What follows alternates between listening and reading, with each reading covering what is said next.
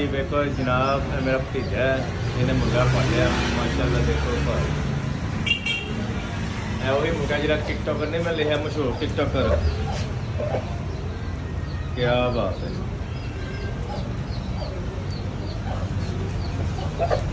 और भाई कितने पाले ने तू मुर्गे 10-12 पाले ने 10-12 पाले ने भाई और बच्चे भी कुछ होए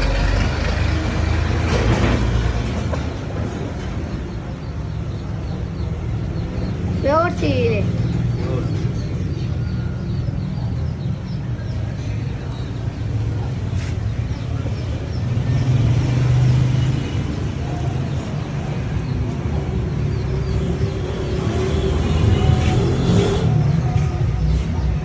चलो बंद करो दूसरा मुर्गा है भी सील है भाई हाँ जी है भी पाले है भाई मुर्गा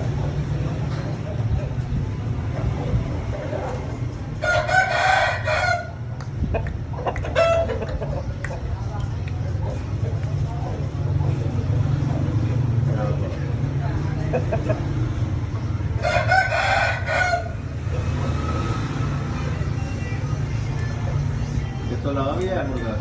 क्या हुआ बंद करो भाई और भी मुर्गे तो लोई के रखो दो मुर्गे बहाए ना ना फिर हो गए ऐसा तो मजा मुर्गा ऐसा मुर्गे का खाम खाते हैं जरा सीधा घर भाई मैं बगा मुर्गा भाई जिन्हें दो बहाए ने ना उन्होंने प्यो है